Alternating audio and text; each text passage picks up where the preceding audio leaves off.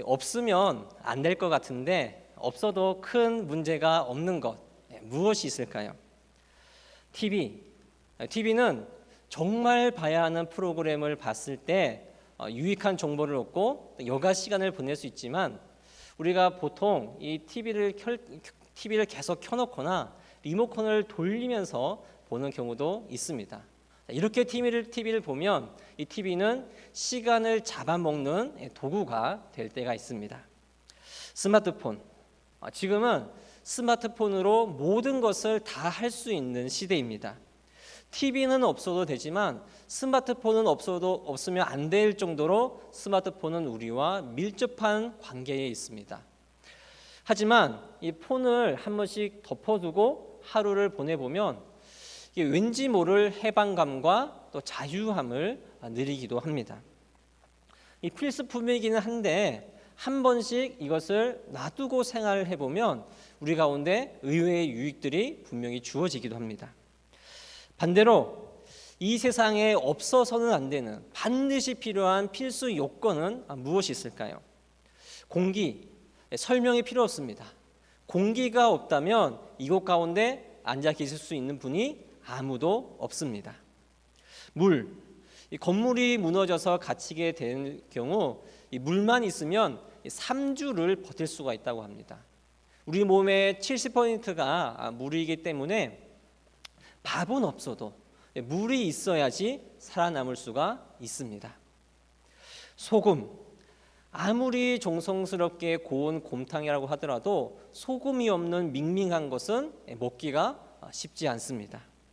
소금이 없으면 맛있게 먹을 수 있는 음식의 종류가 상당히 줄어들 것입니다. 또한 삼투압, 식욕, 현기증, 무기력증, 피로, 불안, 또 고혈압, 산과 알칼리의 균형.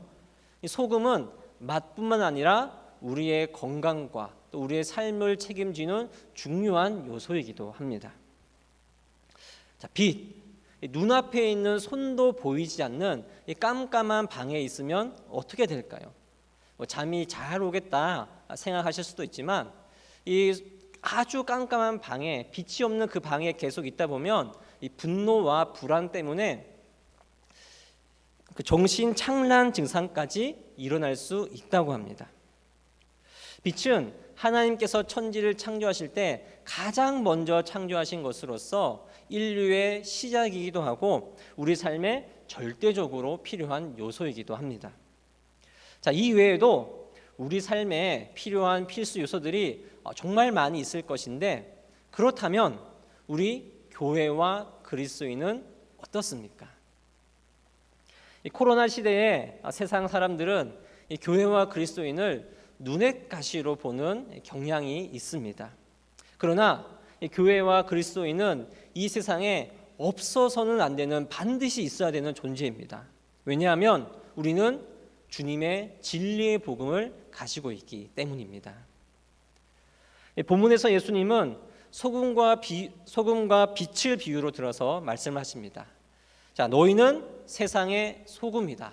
너희는 세상의 빛이다. 예수님은 우리들, 곧 교회와 그리스도인이 소금과 빛이라고 말씀하십니다. 중요한 것은 우리가 세상의 소금, 세상의 빛이라는 사실입니다. 어떤 종교는 속세를 떠나서 저 산 깊은 곳에 가서 홀로 수양을 하기도 하고, 또 어떤 그리스도인들은 세상의 이 세속주의에 물들지 않기 위해서 세상과 철저히 담을 쌓고 살아가기도 합니다. 하지만 우리의 정체성은 세상을 향해서 나아가는 교회, 세상 속에서 살아가는 그리스도인인 줄을 믿습니다. 세상 속의 교회와 그리스도인이란 말은 세상과 동일한 것을 추구하거나 교회와 세상에 양발을 걸치고 살아간다는 뜻이 아닙니다. 우리는 세상 속에서 살아가지만 세상에 속하지 않은 소금과 빛입니다. 교회가 세상 가운데서 충분히 많은 영향력을 발휘할 수 있음에도 불구하고 우리가 많은 영향력을 행사하지 못하는 이유가 무엇일까요? 우리가 세상과 다를 바 없이 세상에 속한 것처럼 보이기 때문입니다. 외국인 선교사님들이 조선 땅에 처음 왔을 때 금연과 금주를 시행했습니다. 조선 사람들은 이 술과 담배에 완전히 중독되어서 신앙뿐만 아니라 일반적인 생활까지 완전히 무너지고 피폐해진 상태였습니다. 삶의 개선과 이 믿음을 위해서는 금연 금주가 필수였습니다. 하지만 요즘엔 세상 사람들은 교회에 다니는 사람도 다 술, 담배는 한다고 인식을 하고 있습니다. 그리스도인들조차도 술 몇 잔 정도는 할 수 있는 것 아닌가 이렇게 생각하는 시대입니다. 목사와 교인은 무조건적인 신뢰와 인정을 받는 시절이 있었습니다. 교회에 대한 인식은 정직하다, 믿을만하다, 좋은 일 한다였습니다. 하지만 세상 사람에게 교회 다니는 지금은 우리를 향한 세상의 이 모든 기대들 상당히 희미해지고 연약해진 상태입니다. 저 사람 교회에 다닌다고 하던데 내가 함께 지내보니까 진짜 백인은 아닌 것 같더라. 한때는 우리를 비꼬는 말 중 하나였던 예수쟁이란 말이 지금은 너무나도 그리운 단어가 되었습니다. 세상 속에서 살아가지만 세상에 속하지 않아야 하는 우리가 세상에 속하게 되면 세상이 추구하는 것과 동일한 것을 추구하는 것처럼 보이게 된다면 주님의 거룩하신 이름이 더럽혀지고 교회가 손가락질을 받는 것은 어찌 보면 당연한 일입니다. 세상이 우리를 조롱할 때 우리가 조롱을 받지 않도록 어떻게 방법을 찾아보자 이런 소극적인 자세를 가지는 것이 아니라 어떻게 해야 교회가 교회다울 수 있고 그리스도인이 그리스도인다울 수 있을까 이렇게 적극적인 자세로 우리가 우리의 정체성을 찾아가는 그런 마음이 필요합니다. 본문은 교회와 그리스도인이 어떠한 정체성을 가져야 하는지 말하고 있습니다. 우리 13절 말씀 함께 읽어보겠습니다. 너희는 세상의 소금이니 소금이 만일 그 맛을 잃으면 무엇으로 짜게 하리요? 후에는 아무 쓸데없어 다만 밖에 버려져 사람에게 밟힐 뿐이니라. 소금의 가장 기본적인 역할은 음식의 맛을 내는 것이죠. 예수님은 소금이 자기 본연의 역할인 이 짠맛을 내야 하듯이 세상 속에서 교회다운 맛, 그리스도인다운 맛을 내는 것이 우리의 정체성이라고 말씀합니다. 세상의 소금인 우리가 가진 본연의 맛은 예수 그리스도입니다. 그런데 만약 소금이 짠맛을 잃어버리면 어떻게 됩니까? 아무 쓸데가 없어서 밖에 버려지고 사람들 발에 밟힙니다. 조금 이상하죠. 소금이 짠맛을 잃어버리는 게 가능한 일일까요? 자, 우리나라는 염전에서 소금을 얻지만 이스라엘은 조금 다릅니다. 요단강에서 사해에 이르는 지역은 해수면보다 낮은 곳에 있기 때문에 그곳에 땅을 파서 소금을 얻을 수가 있습니다. 자, 문제는 비가 많이 와서 물이 땅에 스며들었을 경우인데 자, 이렇게 되면 소금의 짠맛이 없어지게 되죠. 비를 머금은 소금은 그냥 하얀 덩어리이고 하얀 가루에 지나지 않습니다. 고대 사회에서 소금은 상당히 귀했습니다. 로마 군인들은 이 월급을 소금으로 받을 정도였으니 소금은 화폐와 마찬가지였습니다. 하지만 소금의 짠맛이 없어지면 아무런 가치가 없어지게 되고 아무 쓸모가 없으니 사람들이 소금을 가질 이유가 없어서 그냥 버려버리고 사람들은 흙을 밟듯이 소금을 밟고 지나갈 뿐입니다. 이처럼 우리가 예수 그리스도라는 맛을 잃어버리게 된다면 교회와 그리스도인은 세상에서 영향력 없는 존재가 될 수밖에 없습니다. 소금의 또 다른 역할은 부패를 막는 것이죠. 이 겉은 화려하지만 속은 썩어가고 있는 이 세상, 과연 무엇으로 이 세상을 살려야 하겠습니까? 참 생명이신 그리스도의 진리의 복음, 그것을 우리가 전할 수밖에 없습니다. 우리의 본질, 주님께서 주신 사명, 또 우리의 삶의 이유는 죽어가는 이 땅 가운데, 썩어가고 있는 이 땅 가운데 우리가 소금으로서 그 썩어가는 것을 막아내고 이 죽어가고 있는 세상에 주 예수 그리스도의 새 생명을 전해주는 것입니다. 죄악된 세상이 예수 그리스도를 전할 수 있는 존재는 세상의 소금으로 부름을 받은 교회와 그리스도인 밖에 없다는 사실을 믿으시기 원합니다. 이어서 본문이 말하는 또 다른 정체성은 무엇일까요? 우리 14절 말씀 함께 읽어보겠습니다. 너희는 세상의 빛이라. 산 위에 있는 동네가 숨겨지지 못할 것이요. 자, 너희가 세상의 빛이라 라는 말씀 뒤에 이어지는 산 위에 있는 동네가 숨겨지지 못할 것이요. 자, 이것이 조금 이해가 되지 않는데, 자, 예수님은 이 말씀을 어떤 의미로 사용하신 것일까요? 자, 건조한 사막 기후를 가지고 있는 이스라엘은 이 산이라고 하면 일반적으로 이 나무가 별로 없는 이 민둥산을 가리킵니다. 또한 이스라엘에 있는 산들은 해발 고도가 높지 않기 때문에 우리나라처럼 높은 산을 가리킨 것이 아니라 작은 언덕을 가리킵니다. 산에 나무가 없는 이 낮은 언덕, 이곳에 비가 내리면 어떻게 될까요? 이 아래에 있는 집들은 홍수의 피해를 받기가 쉽습니다. 그래서 사진에서 보듯이 이스라엘 지방에는 언덕 위에 집이 많이 있습니다. 자, 동네가 이렇게 산 위에 있으면 밑에서 봤을 때, 어느 곳에서나 봤을 때 어떻게 보입니까? 눈에 아주 잘 보입니다. 그래서 산 위에 있는 동네가 숨겨지지 못한다는 말은 사람의 눈에 훤히 보인다는 말로 사용이 되었습니다. 예수님은 등불에 대해서도 말씀하십니다. 15절 말씀 함께 읽어보겠습니다. 사람이 등불을 켜서 말 아래에 두지 아니하고 등경 위에 두나니 이러므로 집안 모든 사람에게 비치느니라.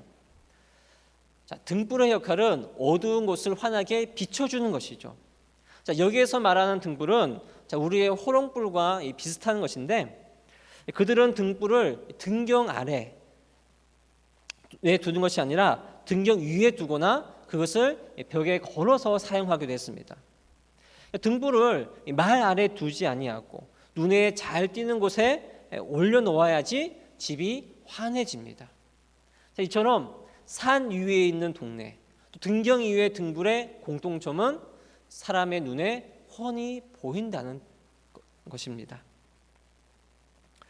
우리는 다른 종교들에 비해 유독 비난을 많이 받습니다. 똑같은 잘못을 했는데도 유독 기독교를 향해서 그 비난이 쏟아지고 있습니다. 교회가 왜 우리가 똑같이 잘못하는데 왜 우리만 이렇게 우리의 잘못을 들춰내는 것일까요? 교회가 산 위에 있는 동네이고 등경 위에 있는 등불이기 때문입니다. 교회가 조금만 잘못해도 이슈가 되는 것은 우리가 눈에 잘 띄기 때문입니다. 이런 이유라면 교회가 눈에 잘 띄지 않는 것이 좋겠죠. 우리도 이런 주거 지역이 아니라 산 같은 곳에, 산속 깊은 곳에 교회가 있다면 더 눈에 띄지 않다고 생각할 수도 있습니다.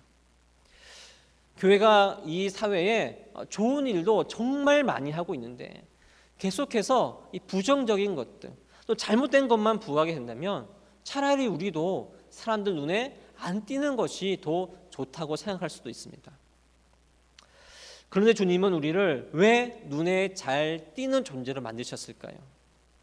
왜 주님은 교회가 이 사람들 눈에 잘 보이게, 훤히 보이게 만드셨습니까? 어둠 속에 있는 세상이 환한 빛이 비치는 교회를 보고 주님께 나아오라고. 작고 미세한 반딧불이의 빛이라도 깜깜한 곳에 있으면 그 빛이 환하게 빛나듯이 교회와 그리스도인들이 빛된 존재로서 어떻게 해서든지 세상의 눈에 잘 띄어야지, 잘 보여야지 칠흑 같은 어둠 속에 있는 이 세상 사람들이 우리를 보고 교회를 보고 참된 빛이신 예수 그리스도께로 나올 수 있지 않겠습니까? 세상이 유일한 그 빛과 그 진리와 그 생명을 찾아가지 못한다면, 그래서 이 죄악과 어둠 속에서 방황하고 있고 죽어가고 있다면, 그 길을 우리가, 빛된 존재인 우리가 밝혀주고 인도해 주는 것, 이것이 바로 우리의 사명이고 우리의 정체성입니다.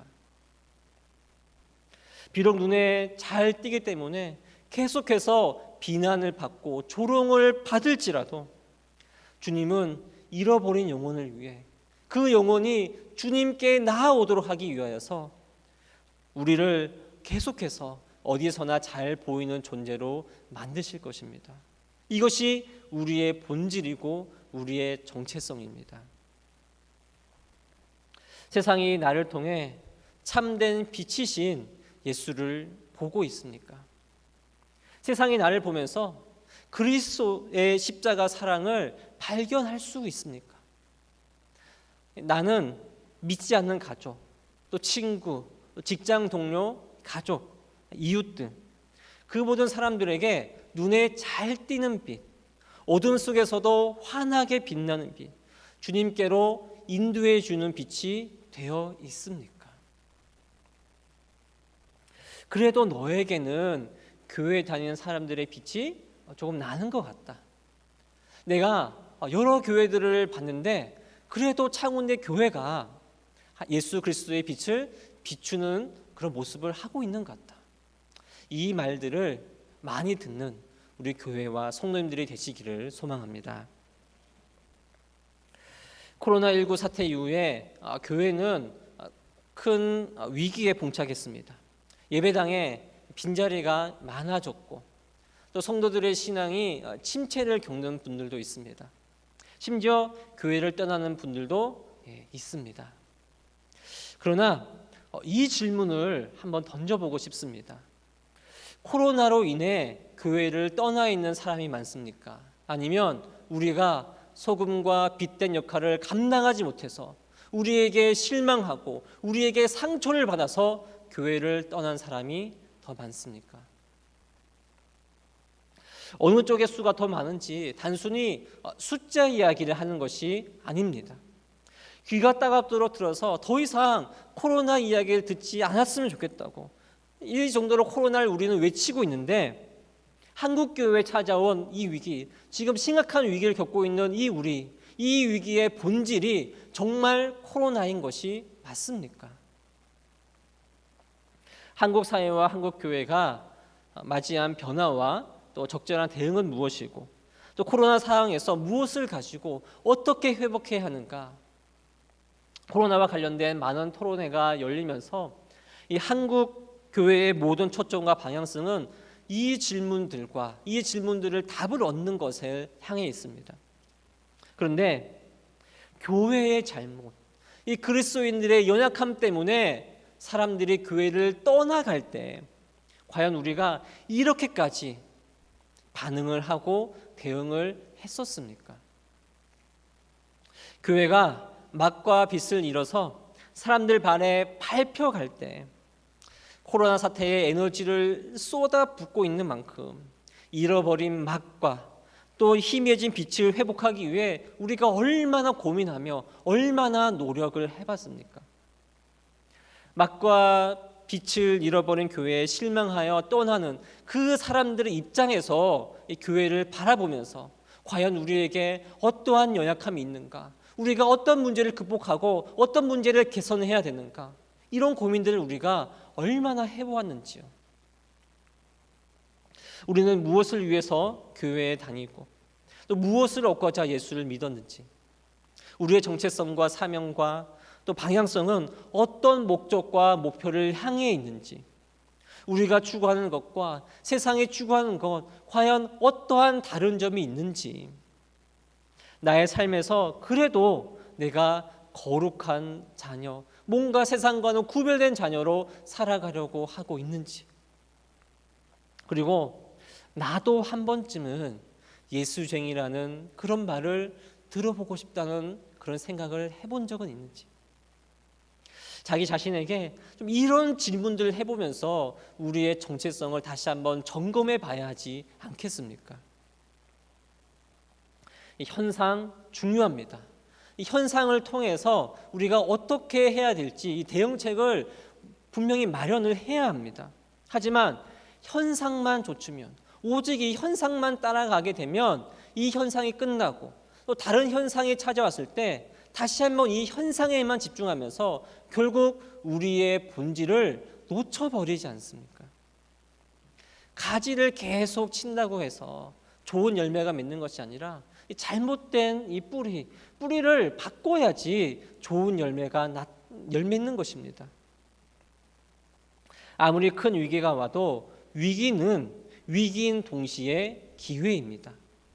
지금 우리가 겪고 있는 이 위기는 우리의 뿌리를 점검해 볼 수 있는 기회가 될 수 있습니다. 코로나로 인해 정상적인 일정을 소화하지 못하고 있는 올해, 하나님은 우리에게 분주함을 조금은 내려놓고 또 우리의 하던 일을 잠시는 멈춰보고 근본적인 문제들에 대해서 다시 한번 생각을 해볼 수 있는 시간과 여유를 주셨다고 생각합니다. 세상의 소금과 빛으로서의 부르심과 정체성과 사명을 회복하고 주체할 수 없을 정도로 뜨거웠던 주님을 향한 사랑, 그 첫사랑을 다시 한번 불러일으켜보고 순수한 마음과 뜨거운 열정으로 정말 교회를 위하여서 나의 몸과 마음을 다 드렸던 그 우리의 모습을 되새겨보면서 이 모든 것들, 정말 주님과 교회를 향한 이 마음들을 다시 한번 불러일으켜 볼 수 있는 그런 위기이지만 동시에 기회라는 사실을 우리가 잊지 않았으면 좋겠습니다. 코로나19라는 현상 넘어 우리의 깊은 곳에 뿌리 박혀 있는 죄성과 연약함, 이 불순종과 교만, 거룩하고 진실하지 않음, 이 나태함과 게으름, 이 뿌리들을 발견하여서 정말 우리 자신에 정말 직면하여서 이것들을 뽑아내지 않는다면, 그래서 다시 성령께서 주시는 이 선한 뿌리들을 우리 마음에 다시 심어놓지 않는다면 코로나가 종식되더라도 이 코로나 때문에 다시 예전으로 회복하지 못하는 것이 아니라 이 근본적인 문제들을 고민해보고 해결하지 않았기 때문에 다시 예전으로 돌아갈 수가 없는 것입니다. 우리의 정체성과 본질을 흐리게 만드는 마음속 깊이 뿌리 박혀 있는 이 문제들, 이것들을 하나씩 걷어낼 때에 나와 우리가 온전히 회복해서 예전에 경험하지 못했던 더 깊고 더 넓은 더 높은 그런 회복과 부흥의 불길이 일어날 줄을 믿습니다.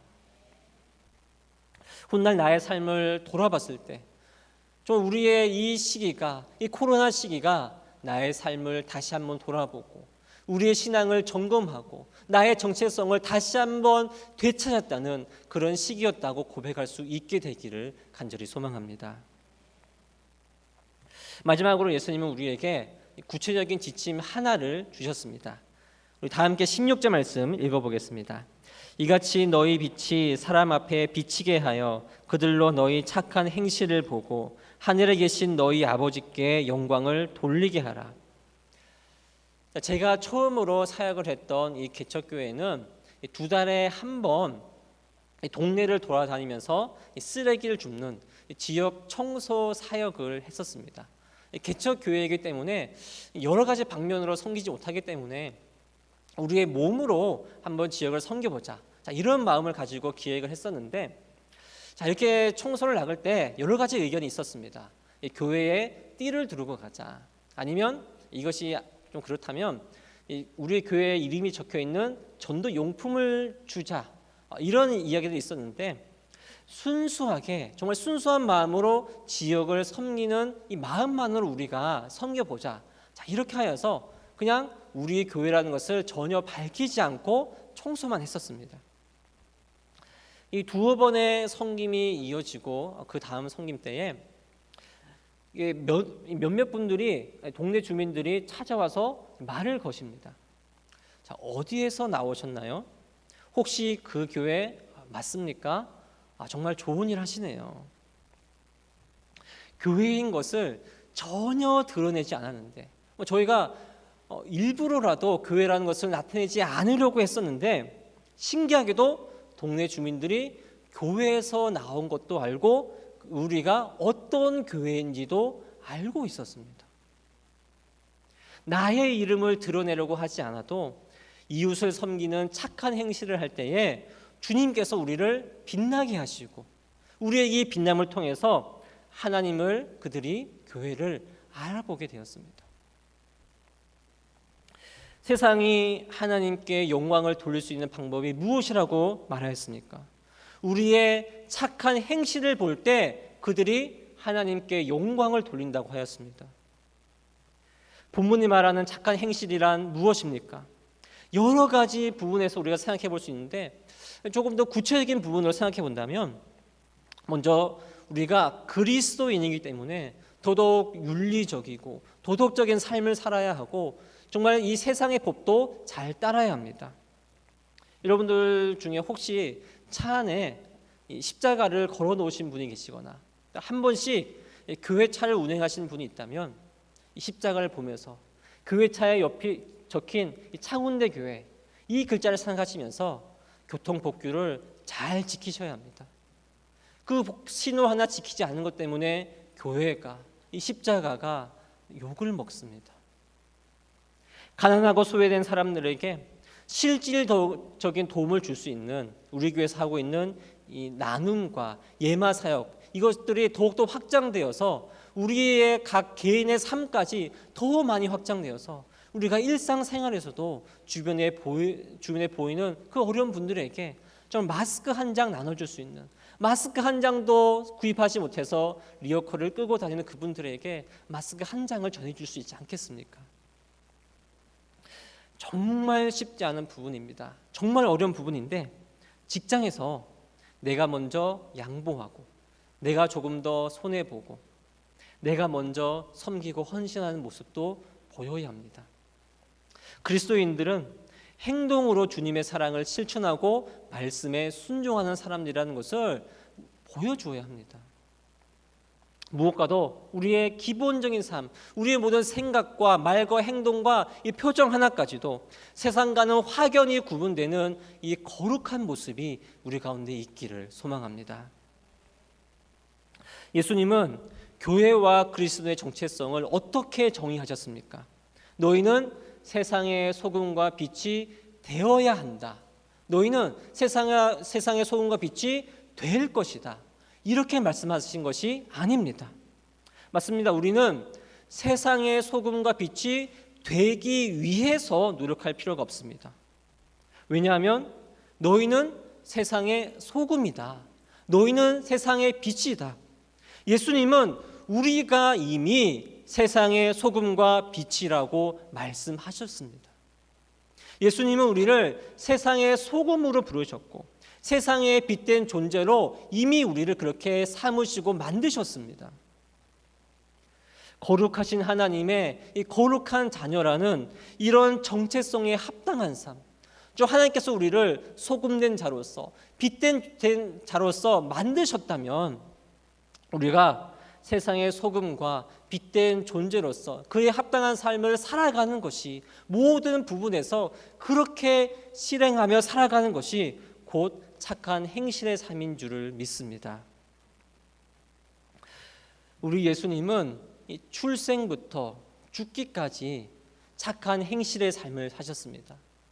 저 하늘 보좌를 버리시고 낮고 천한 이 세상에 내려오셨고 소외되고 억눌린 자, 병들고 가난한 자, 줄이고 목마른 자, 예수님은 세상이 다가가지 않는 사람들에게 더 가까이 다가가셔서 그들에게 손을 내미셨고 그들을 품고 안아주시면서 아버지의 사랑과 아버지의 이 자비를 나누어 주셨습니다. 우리를 살리시기 위해 십자가에 못 박히기까지 하시면서 착한 행실의 모범을 보여주신 우리 주님, 이 주님의 그 삶이 나의 삶이 되기를 소망합니다. 착한 행실은 세상이 하기 때문에 우리도 해야 되지만 세상이 하지 않기 때문에 우리라도 해야 할 줄을 믿습니다. 그때 세상 사람들은 세상의 소금과 빛인 우리를 보게 될 것이고 영원한 생명과 유일한 진리 되신 그 하나님을 우리를 통해서 보게 될 것이고 하늘에 계신 우리 아버지께 영광을 돌리게 될 줄을 확신하고 믿습니다.